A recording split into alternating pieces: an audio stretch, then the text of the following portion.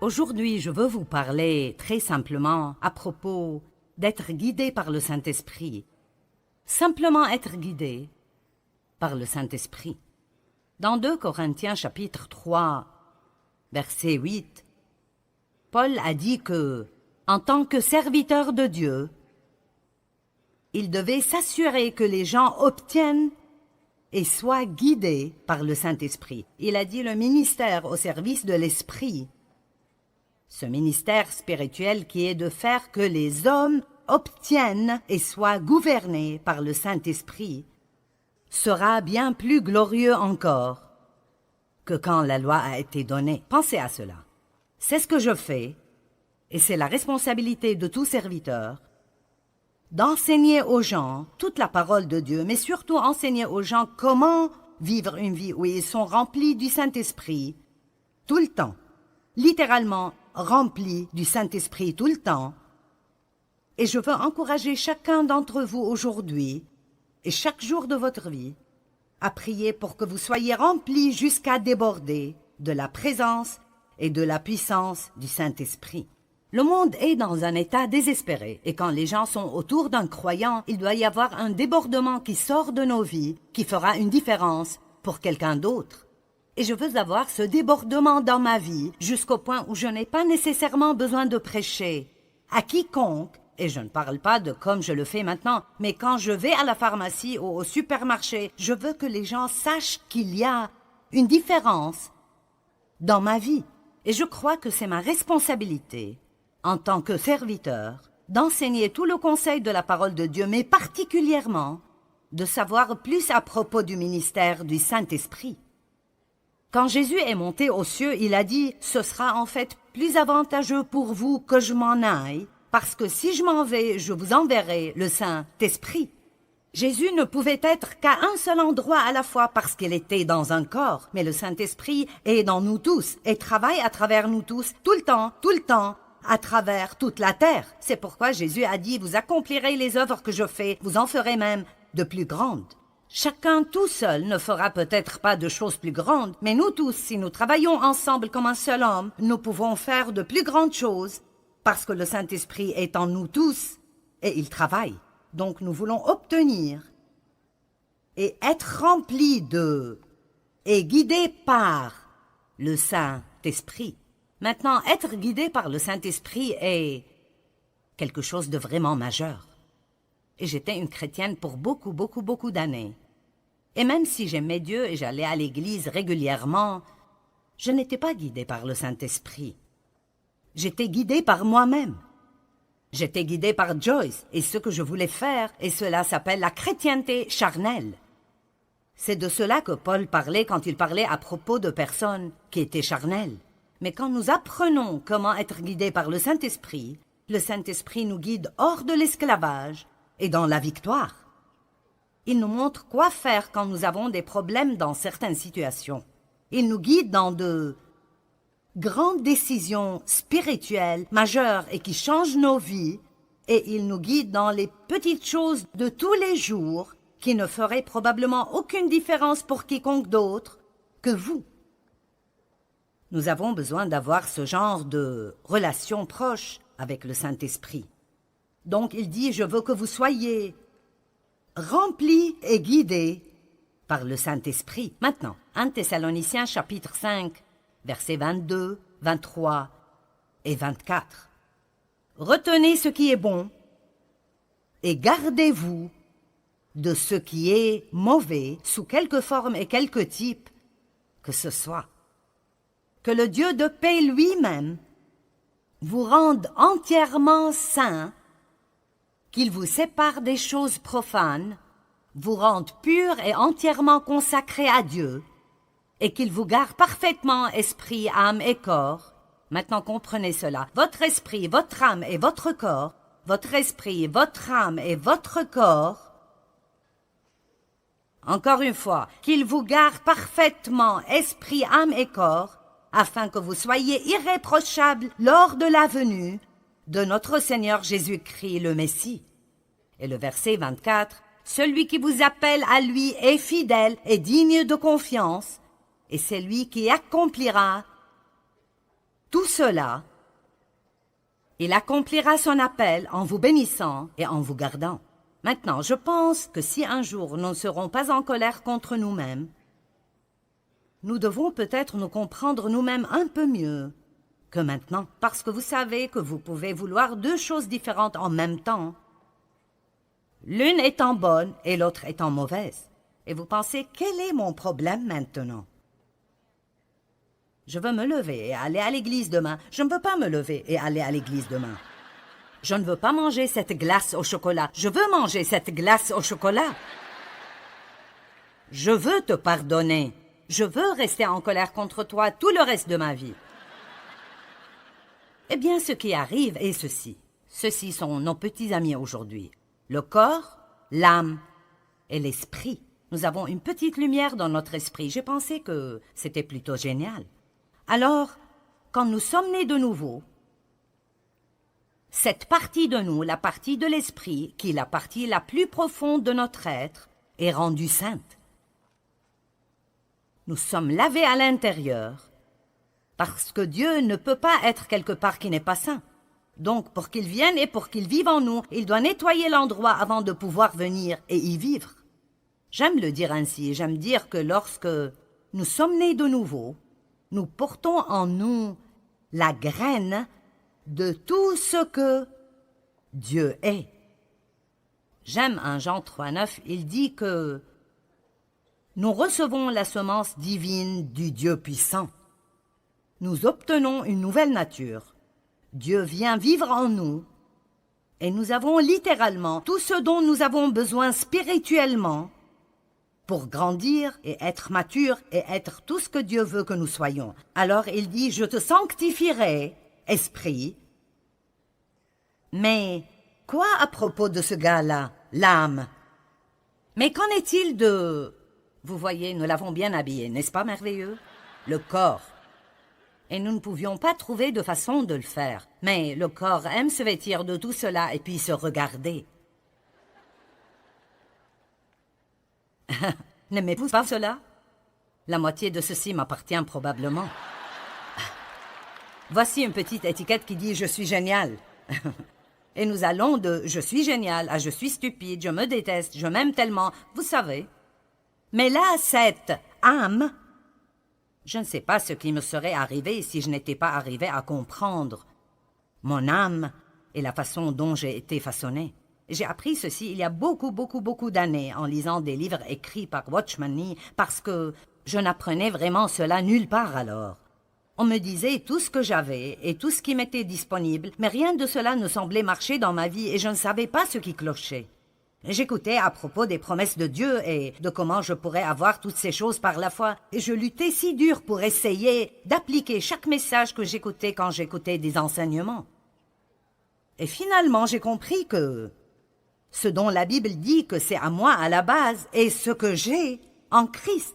Mais si ça ne sort jamais de mon esprit, dans mon âme, et ne sort pas ultimement à travers mon corps jusqu'à là où les gens peuvent le voir, alors j'irai peut-être bien, mais je n'aiderai personne d'autre. Je ne pourrai pas faire quoi que ce soit pour quiconque d'autre. Et alors ça m'aidait vraiment pour me comprendre moi-même, de réaliser que mon âme, et nous en avons tous une, et ma pensée, ma volonté et mes émotions. Votre âme vous dit ce que vous voulez, ce que vous pensez et comment vous vous sentez. Elle ne vous dit rien à propos de Dieu, elle vous dit tout à propos de vous-même. Alors, votre esprit peut vous guider et vous dire de vous lever et d'aller à l'église, ou de donner quelque chose, ou de demander pardon à quelqu'un, ou de donner une faveur à quelqu'un. Et dans cette partie, la partie de la nouvelle nature en vous, vous voulez vraiment le faire. Vous aimez Dieu et vous voulez le faire. Mais après, votre âme dit « Je n'ai pas envie de faire cela. Je ne veux pas. Et franchement, je ne pense pas que c'est une bonne idée. Il n'était pas très gentil avec toi, pourquoi devrais-tu faire cela? Et alors tout le raisonnement commence à propos de pourquoi vous ne devez pas faire cela, et votre corps veut juste se reposer et faire la sieste, ou manger un beignet, ou quelque chose comme ça. Alors vous devez comprendre, votre corps n'est capable de faire que ce que vous l'entraînez à faire. Il ne peut faire rien d'autre, il est juste plutôt stupide, sauf si vous l'entraînez et le garder sous contrôle tout le temps. Ce n'est pas surprenant que Paul ait dit « Je traite durement mon corps ». Il n'a pas dit « Je nourris sûrement mon corps », il a dit « Je traite durement mon corps ». Ça sonne pareil, mais les mots sont bien différents. Alors, ça nous aide beaucoup de comprendre ceci. Paul a décrit ce même dilemme dans Romains chapitre 7. Et si vous lisez Romains 7 depuis le verset 15 jusqu'à la fin du chapitre, vous penserez, il sait de quoi je parle. Parce que Paul dit, quel est mon problème? Ce que je veux faire, je ne le fais pas. Et ce que je ne veux pas faire, je le fais. Et puis c'est comme s'il avait une conversation avec lui-même. Donc si je ne veux pas le faire, mais je le fais, ce n'est donc plus moi qui agis ainsi, mais ça doit être une autre loi spirituelle à l'œuvre dans mon corps qui me fait agir ainsi. Et puis il continue encore et il dit finalement, qui me délivrera de ce corps de mort? Dieu soit loué, il le fera par Jésus-Christ. Donc, si nous revenons à 1 Thessaloniciens, il a dit « Je vous sanctifierai, corps, âme et esprit. Je le ferai. J'accomplirai mon appel en vous sanctifiant. » Nous voyons que Jésus est le chef et le consommateur de la foi. La Bible nous enseigne dans Philippiens 1,6 que celui qui a commencé en vous cette bonne œuvre la rendra parfaite pour le jour de Jésus-Christ. Eh bien, si Dieu fera tout cela, et si j'ai été sauvé depuis 25 ans et je me suis toujours un désastre, si j'ai été sauvé depuis 25 ans et je suis toujours un désastre, j'essaierai de ce côté. Si j'ai été sauvé depuis 25 ans,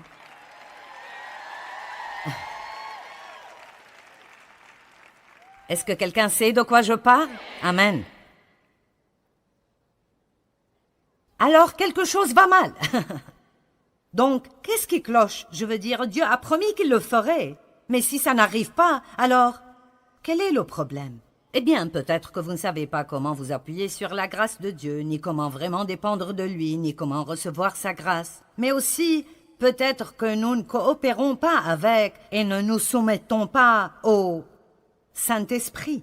J'aime dire tout le temps que nous sommes les partenaires de Dieu. Dieu a sa part et nous avons la nôtre. Dieu ne fera pas notre part et nous ne pouvons pas faire la sienne. Amen. Dieu ne fera pas ma part et je ne veux pas faire la sienne. Et je me mettrais dans les beaux pétrins si j'essayais de faire sa part. Je veux dire, j'ai tellement essayé de changer Dave et ça n'a simplement pas marché. Amen. J'ai essayé de changer mes enfants et ça n'a pas marché non plus. Nous essayons toujours de faire des choses que nous ne pouvons pas faire au lieu de faire ce que nous pouvons faire et de laisser Dieu faire ce que nous ne pouvons pas faire. Ça s'appelle la confiance.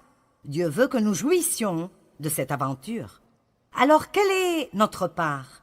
Vous savez, je crois que notre part est d'apprendre à laisser le Saint-Esprit nous guider. Et quand nous sentons que l'Esprit Saint nous demande de faire ou de ne pas faire quelque chose, nous ne devons pas lutter contre cela. Nous devons simplement nous abandonner au Saint-Esprit.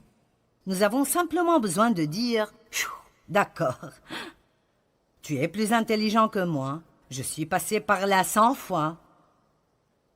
Pourquoi est-ce que je continue d'insister à faire cela à ma façon et de passer par là une fois de plus ?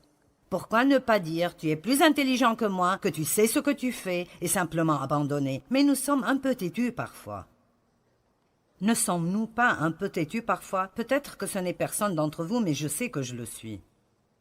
Le Saint-Esprit est l'agent de sanctification et quand la Bible parle de la sanctification, même si nous sommes déjà sanctifiés dans l'Esprit, il parle de notre sanctification totale. Totale. En d'autres termes, Dieu veut, je le dirais de cette façon, il ne veut pas juste être gardé dans cette boîte spirituelle. Il ne veut pas juste vivre dans cette petite boîte spirituelle où nous le laissons sortir le dimanche matin pendant 45 minutes et puis nous partons et le reste de la semaine, nous avons un autocollant sur notre voiture et une croix autour du cou, mais nous faisons exactement ce que nous voulons tout le temps. Ce n'est pas le but de Dieu pour nos vies. Son but est que nous nourrissions notre esprit de la parole de Dieu qui commence alors à renouveler nos pensées et puis cette parole commence à agir dans nos vies. Elle change nos pensées, elle change notre volonté et elle commence à contrôler nos émotions. Mais cela n'arrive pas sans que nous disions « Oui Seigneur, c'est ce que je veux dans ma vie ». Vous savez quoi? Dieu est un gentilhomme et il ne nous obligera pas à faire quoi que ce soit.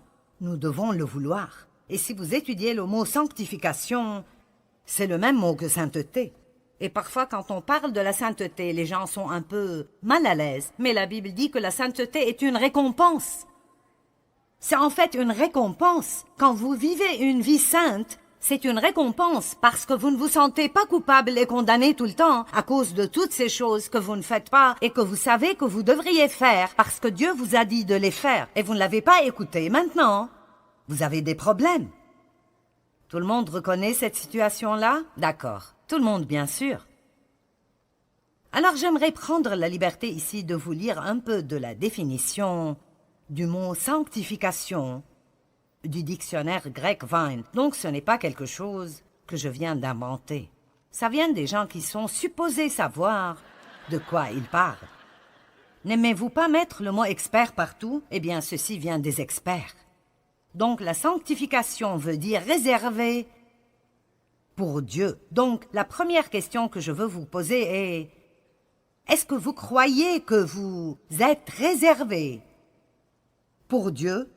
Vous ne vous appartenez pas, vous avez été acheté, d'après la Bible, acheté par quelque chose de précieux, le sang de Jésus-Christ. Et cette croix qui est en haut, je leur ai demandé de mettre ça là ce week-end, parce que je veux continuer à rappeler les gens du prix que Jésus a payé pour cette liberté que nous avons quand il a été cloué sur cette croix et a souffert et a saigné et est mort et a payé pour nos péchés. Amen. Et alors, je dois avoir un type de réponse à cela, différent de juste passer ma vie à faire ce que je veux faire. J'aime toujours dire que si Dieu n'avait besoin de nous pour rien, dès que nous sommes sauvés, il pourrait nous ravir d'ici et nous irions dans la gloire. Mais il a besoin de nous. Nous sommes les mains et les pieds, les yeux, les bras, la bouche, les oreilles de Jésus. Il appelle le monde à travers nous. Donc, mis à part pour Dieu. Et puis il dit le type de vie, ou comme j'aime l'appeler, le mode de vie, qui est approprié à ceux qui sont mis à part. Donc, en d'autres termes, si nous sommes mis à part pour Dieu, alors il y a un mode de vie qui doit aller avec cela. Alors, nous ne pouvons pas juste aller à l'église et continuer à vivre avec un mode de vie profane et impie toute la semaine. Il y a un certain mode de vie que nous vivons. Si nous appartenons à Dieu, nous commençons à penser et à parler différemment. Nous commençons à agir différemment. Nous pardonnons aux gens qui nous ont blessés. Nous ne restons pas en colère contre eux. Nous ne gardons pas tout pour nous-mêmes. Nous apprenons en fait à nous réjouir dans le don. Nous sommes bons envers les gens. Nous voulons faire des choses pour les gens. Ça devient une marque déposée dans nos vies de voir combien de gens nous pouvons en fait rendre heureux.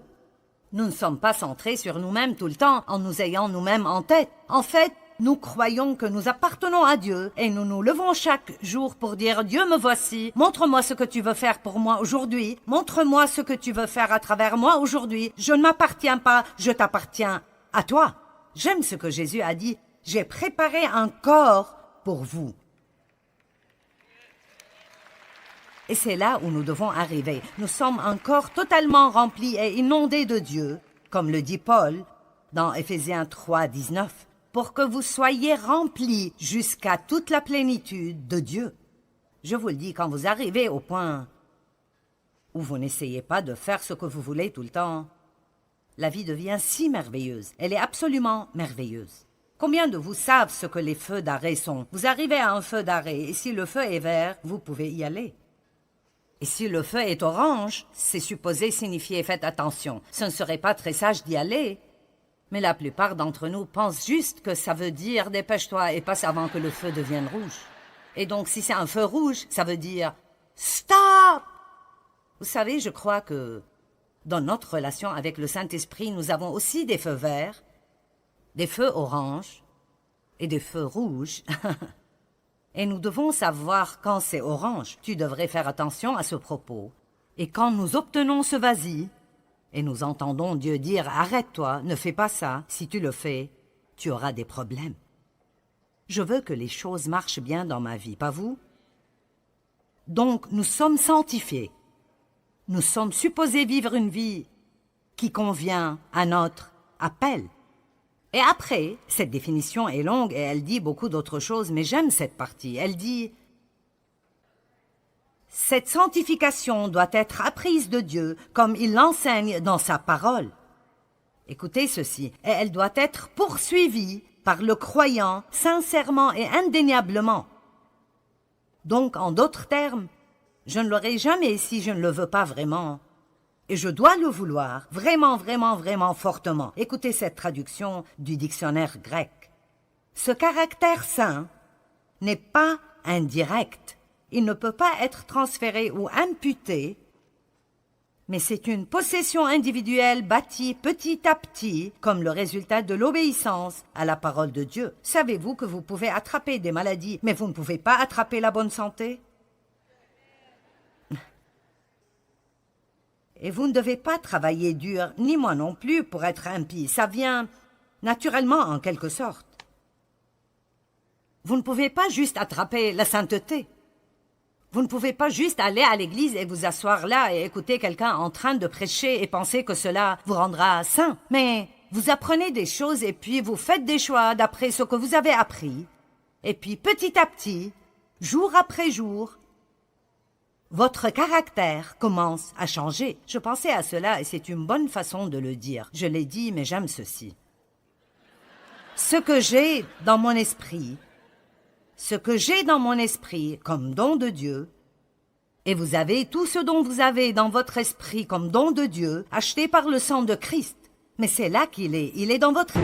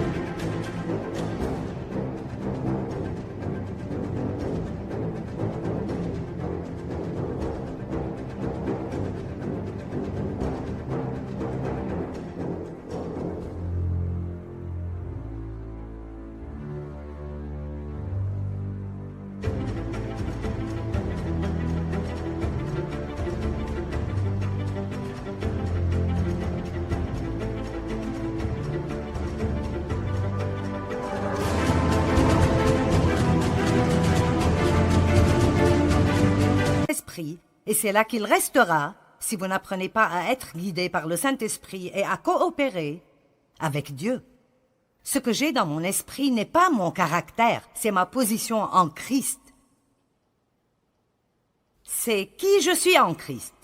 Ça n'a rien à voir avec comment j'agis ou comment je me comporte ou comment ma vie affecte d'autres personnes. Quand nous entendons des prédications à propos de ce qui nous appartient en Christ, nous devons réaliser que ça nous appartient en Christ. Mais si nous voulons vraiment que ça affecte nos vies et la vie des gens autour de nous, alors ça doit sortir d'ici et commencer à contrôler mon âme et commencer à contrôler mes actions. Donc j'aime ça aussi. J'ai dit cela, mais je l'aime aussi. Et j'ai écrit très bien au-dessus de celle-là.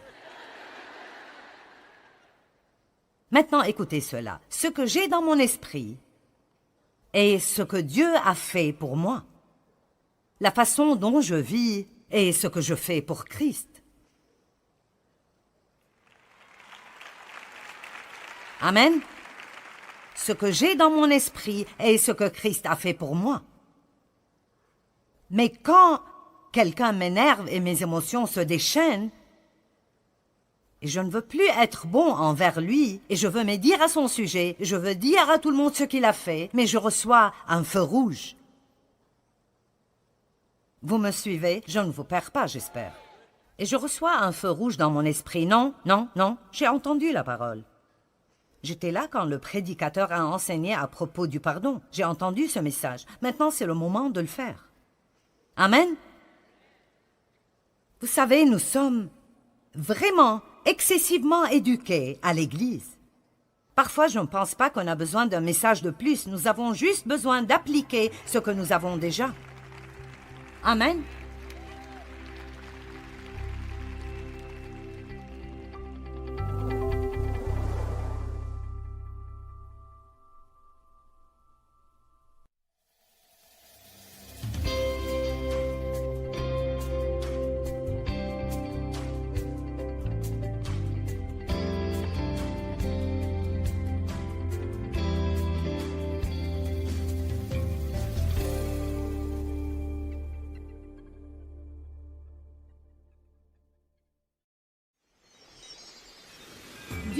déjà préparé quelque chose pour vous, mais vous, êtes-vous prêt à recevoir ce que Dieu vous a préparé? Restez avec nous dans Jouissez de votre vie.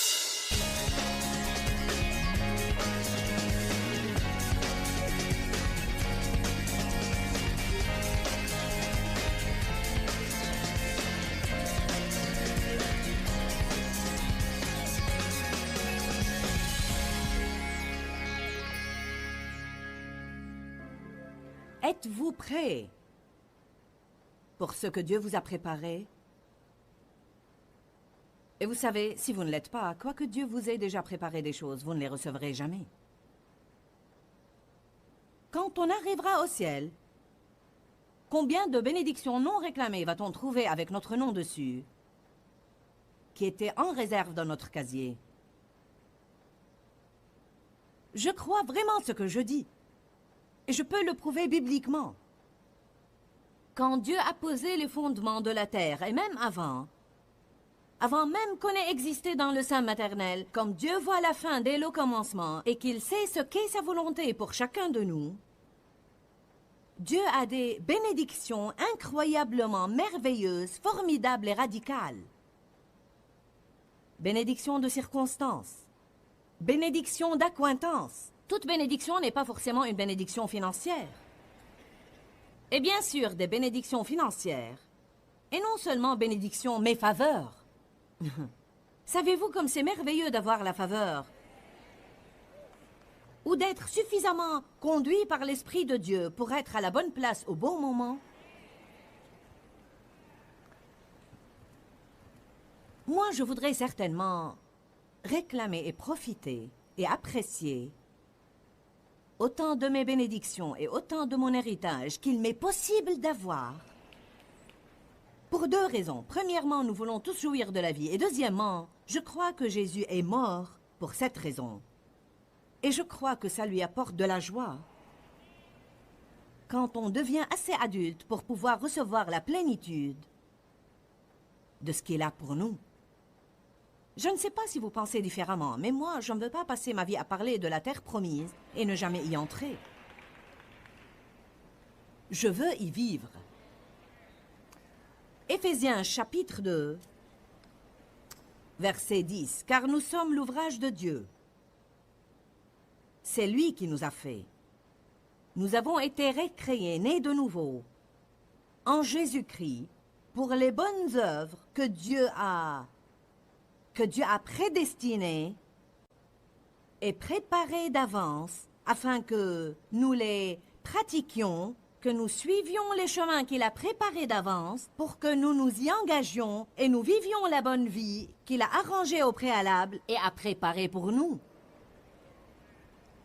Il dit qu'avant même qu'on soit arrivé ici, Dieu avait formé des desseins bienveillants en notre faveur. Il a conçu à l'avance un bon plan pour notre vie. Il a présenté un bon chemin et il a dit, maintenant, tout ce que vous devez faire, c'est le prendre. Allez, marchez-y. Puis, si vous voulez bien aller à 1 Corinthiens 2, 9.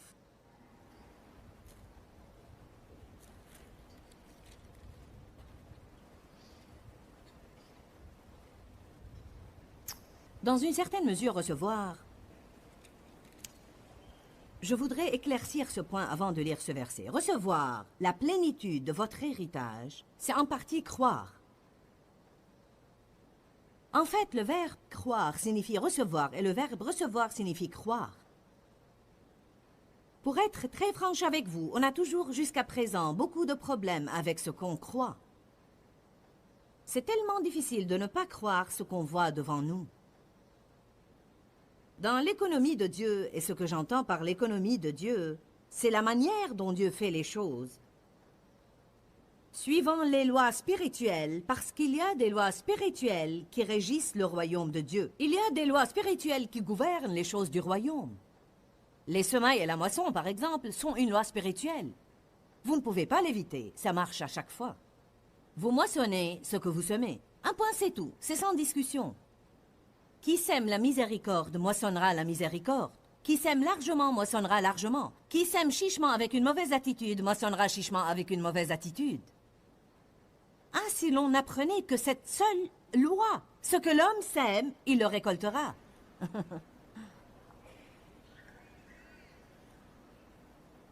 Mais dans l'économie de Dieu, on doit toujours croire ou apercevoir quelque chose dans l'esprit avant de le voir s'accomplir dans le naturel. Que recèle l'avenir? Pour demain, qu'est-ce que l'avenir nous réserve? Alors je dois vous demander, bon, que voyez-vous? Certains ne voient rien. Je vais vous dire quelque chose. Travailler dans le domaine de l'esprit et retirer des choses de l'esprit par la foi, c'est une sorte de travail. C'est un travail spirituel, mais ce travail est du genre qui exige un effort. Un effort spirituel. La prière demande un effort. Utiliser son imagination pour des saintes choses demande un effort. Ne faites aucun effort pour que votre imagination aille dans une mauvaise direction. Mais Dieu nous a donné cette imagination pour un but saint. Cela sera le sujet de mon enseignement pour demain. Oh mon Dieu! On doit examiner ce que l'on croit encore et encore. Qu'est-ce que je crois? À quoi je m'attends? Qu'est-ce que je pense? Qu'est-ce que je recherche? J'aime beaucoup Romains, chapitre 15, verset 13. Il dit que la joie et la paix se trouvent dans la foi. Si ma croyance est correcte, je serai en paix. Si ma foi est exacte, j'aurai la joie. Recevoir en partie, c'est croire. Vision, espérance, foi, désir, toutes ces choses font partie indispensable de recevoir. Si vous n'avez aucune vision, vous n'allez rien recevoir.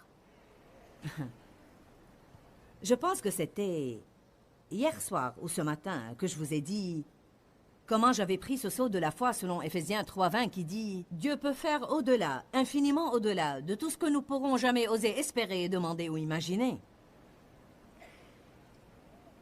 Vous devez espérer avec hardiesse, prier des prières audacieuses et avoir foi pour de grandes choses. Je préfère avoir foi pour beaucoup et n'en recevoir qu'une partie, que d'avoir foi pour rien et en obtenir le tout.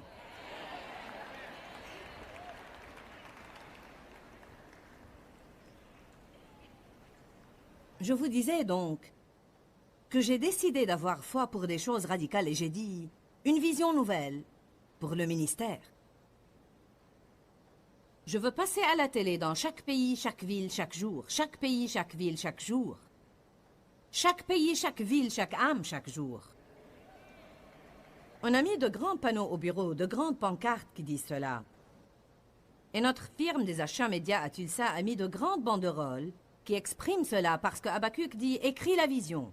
Écris-la clairement et donne-en l'explication pour que tout le monde puisse la voir. Oh, chaque pays, chaque ville, chaque jour. Alléluia.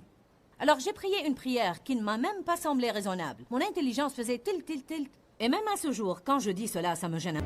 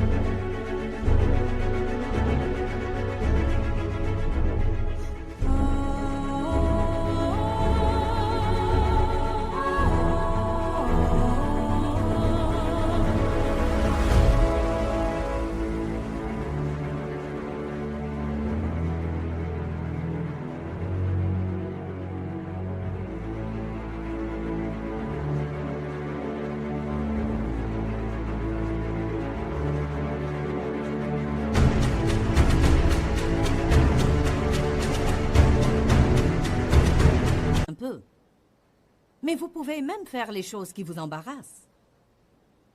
J'ai dit, Éternel, je te demande de me laisser aider chaque personne sur la face de la terre.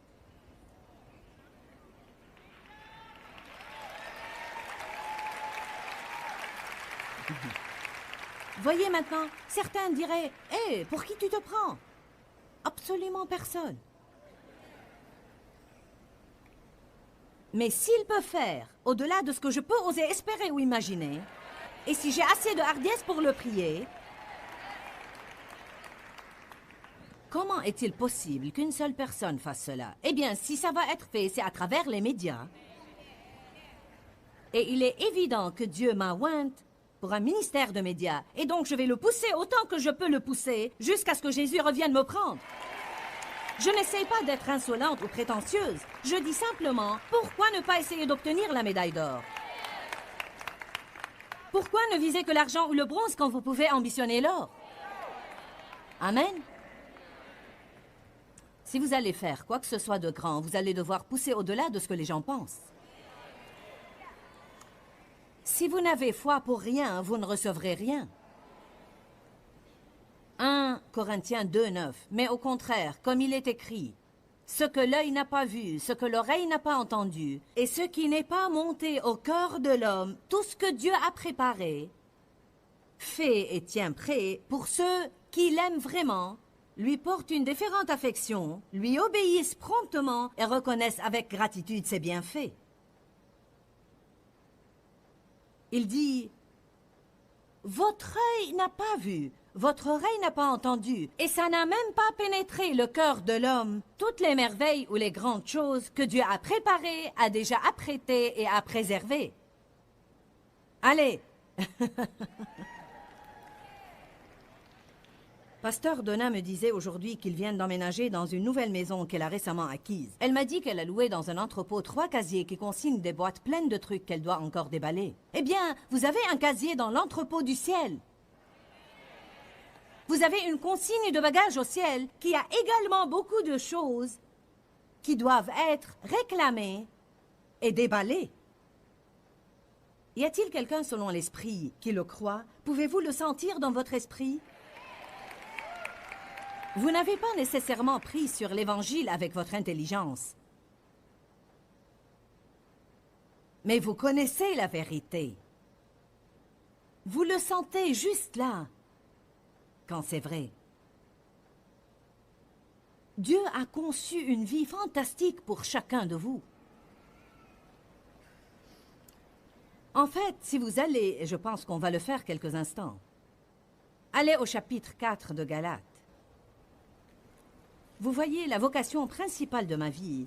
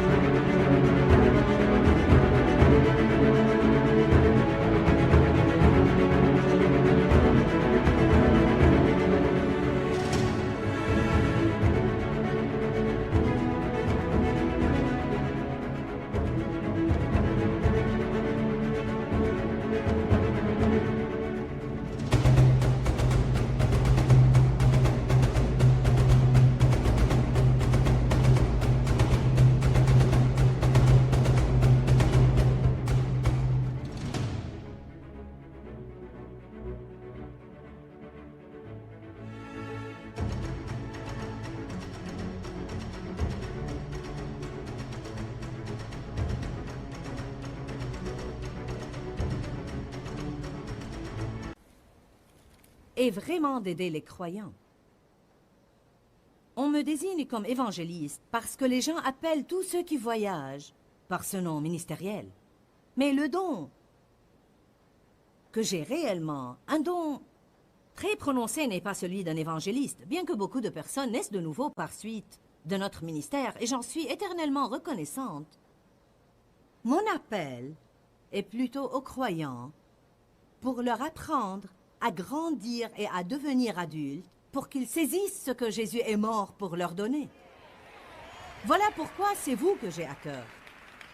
Ça me brise le cœur de voir des gens vivre dans la pauvreté quand elles peuvent avoir la prospérité. Ça me fait de la peine de voir les gens passer leur vie déprimés quand la joie leur est aisément disponible. On a besoin d'instruction.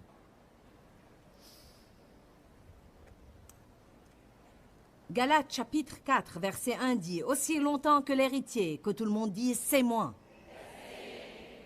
Aussi longtemps que l'héritier ou l'héritière est enfant et est mineur, Il ne diffère en rien d'un esclave, quoiqu'il soit le maître de tout le domaine. Mais il est soumis à des tuteurs et des administrateurs et des régisseurs jusqu'à la date fixée par son père. Bon, on peut expliquer ces versets de plusieurs manières, mais ce que Dieu m'a montré il y a longtemps, c'est que l'Esprit Saint est comme le régisseur. Jésus a dit quand il est parti, j'enverrai l'Esprit Saint pour me représenter, pour être à ma place, et il vous enseignera la vérité. Il vous conduira dans la vérité, il vous rappellera ce que j'ai dit, et il transférera en votre nom, c'est ce que l'Écriture dit dans Jean 16, tout ce que le Père possède. Jésus dit, tout ce que possède mon Père est à moi. Et le Saint-Esprit vous le transférera et il sera vôtre. Donc, tout ce que Dieu possède, Jésus est mort et s'est tenu à la brèche pour pouvoir le recevoir du Père, étant le sacrifice parfait, et puis nous le donner par sa grâce et miséricorde, alors que nous faisons deux choses, non seulement y avoir foi, mais aussi nous y préparer. Dieu a déjà préparé quelque chose pour vous, mais vous, êtes-vous prêts à recevoir ce que Dieu vous a préparé? Il dit, un héritier ou une héritière peut légalement être maître de toute la propriété, et malgré cela, dans sa vie concrète, ne différer en rien d'un esclave tant qu'il est enfant. Exemple pratique. Tous nos enfants ont maintenant atteint la majorité et recevront une part égale de tout argent ou propriété que nous laisserons. Mais notre plus jeune fils n'avait que 11-12 ans quand nous avions fait notre premier testament. Dans ce testament, nos directives étaient qu'il ne recevrait sa part de l'héritage que quand il aura 21 ans. Bon, pourquoi avons-nous fait cela? Non pas parce que nous l'aimions moins que les trois autres, mais nous l'avons fait car nous l'aimions, et nous savions qu'en tant qu'enfant, il n'aurait pas assez de sagesse pour savoir ce qu'il doit faire avec l'argent, et nous ne voulions pas que ça lui nuise.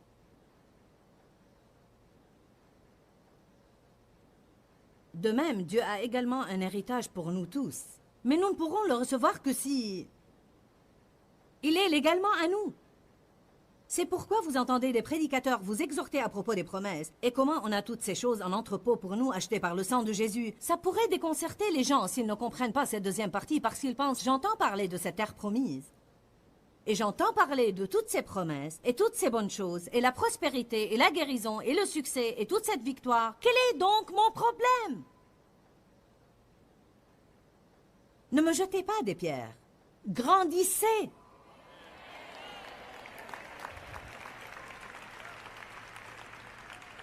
On est tous en cours de progrès, c'est pourquoi vous êtes ici. Et voilà pourquoi les gens regardent ce programme en ce moment à la télé partout dans le monde, parce que vous voulez progresser avec Dieu. C'est considérable d'en venir au point où vous dites « Éternel, je veux savoir ce qui ne va pas en moi. Je veux savoir où je sors des normes. Je veux vraiment savoir dans quel domaine je ne te plais pas, et je veux changer. Je n'ai pas peur du changement. Je n'ai pas peur de la vérité. Savez-vous comme c'est merveilleux de dire « Dis-moi la vérité, je n'ai pas peur de la vérité. » Mais vous savez, dans Hébreux, chapitre 5, allez-y pour un instant.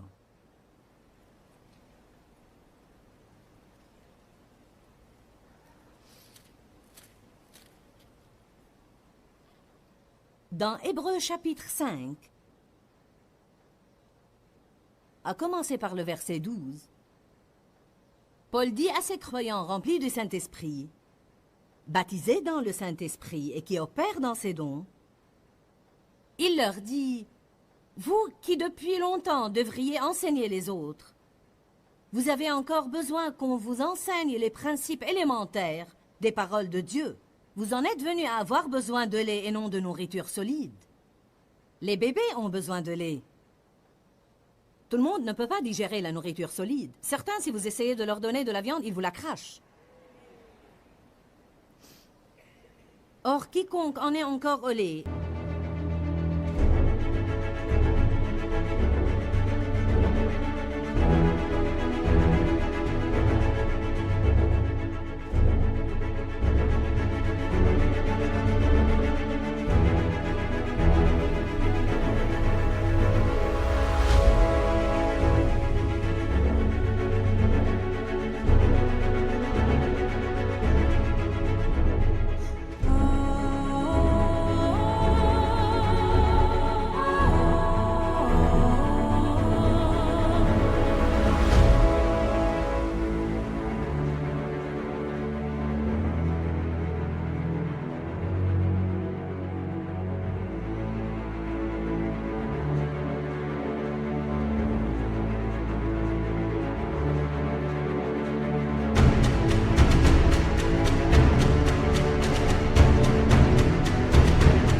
Ceux-ci sont ceux qui ne peuvent pas supporter une parole solide. Une parole solide est une vérité qui vous convainc.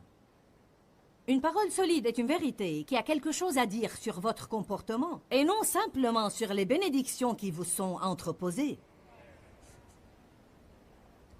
Il dit « Quiconque en est encore au lait, quiconque ne peut se nourrir que de lait, n'a évidemment pas l'expérience et ne peut goûter la doctrine de justice. » Qu'est-ce que ça veut dire? Ils ne savent pas qui ils sont en Christ.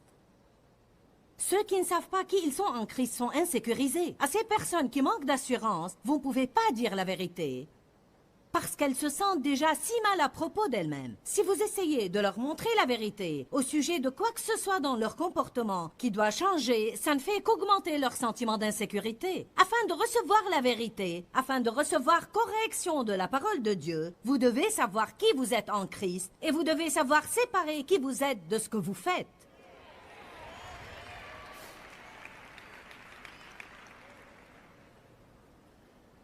Vous voyez une personne qui sait vraiment qui elle est en Christ. Prenons par exemple aujourd'hui, parlons des personnes qui sont vraiment créatives et comment on trouve parfois si difficile de corriger une personne dont l'esprit est créatif. Parfois, les gens qui sont très créatifs sont également très sensibles. Cela fait partie de leur don, mais ça peut également jouer en leur défaveur. Et les choses qu'ils créent, je veux dire les belles choses qu'ils conçoivent, font tellement partie d'eux qu'ils ne savent pas différencier ce qu'ils font de leur propre personne.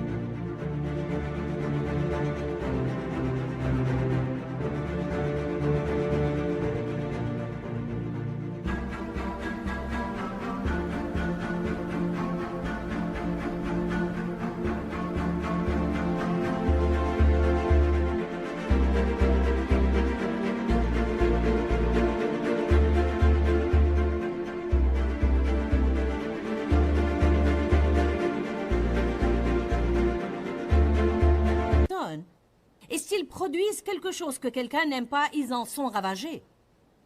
Ainsi, on peut trouver difficile parfois de travailler avec des gens vraiment créatifs.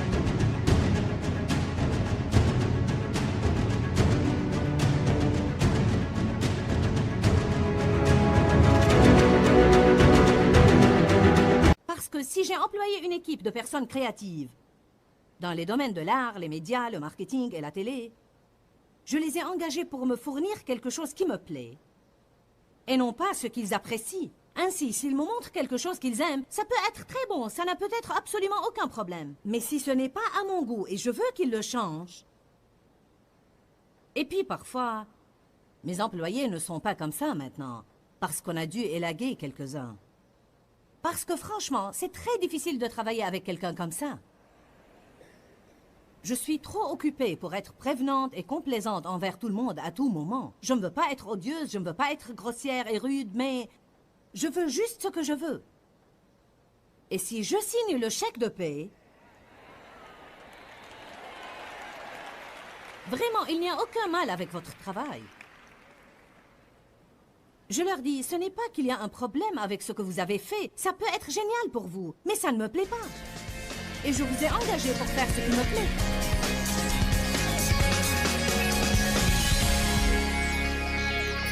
Eh bien, êtes-vous prêts pour tout ce que Dieu a préparé pour vous? C'est une question qu'on a tous besoin de nous poser parce que je crois vraiment que Dieu a de merveilleuses choses prévues pour votre avenir. Mais peut-être que vous devez vous préparer pour cela maintenant. Est-ce que Dieu est en train d'agir sur vous? La Bible nous dit qu'on doit grandir en Dieu, on doit devenir adulte.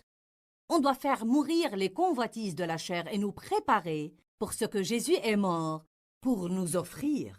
Il veut que nous jouissions de nos vies et on doit réclamer le plus possible de cet héritage qui est le nôtre. Je vous encourage aujourd'hui à faire que ce temps dans votre vie soit un temps de préparation pour ce que Dieu a conçu pour vous à l'avenir. Que recèle votre avenir? Votre avenir comprend de grandes choses. Je crois que l'avenir de chaque personne renferme de grandes choses, mais si vous ne vous préparez pas pour ces choses-là, quand le temps viendra où Dieu voudra les libérer dans votre vie, il devra vous passer outre parce que vous n'avez pas fait ce que Dieu vous a dit de faire quand il vous a dit de le faire. Croyez-moi, l'obéissance est très importante. Et non seulement l'obéissance partielle, mais l'obéissance complète. Pourquoi, Seigneur, pourquoi? Dans ce livret, Joyce Meyer nous enseigne à travers la parole comment être délivré de la confusion. Pour obtenir ce livret gratuitement, écrivez-nous à Joyce Meyer, boîte postale 40095-6300 Larnaca, Chypre. Ou bien visitez notre site web www.joycemeyer.org/fr.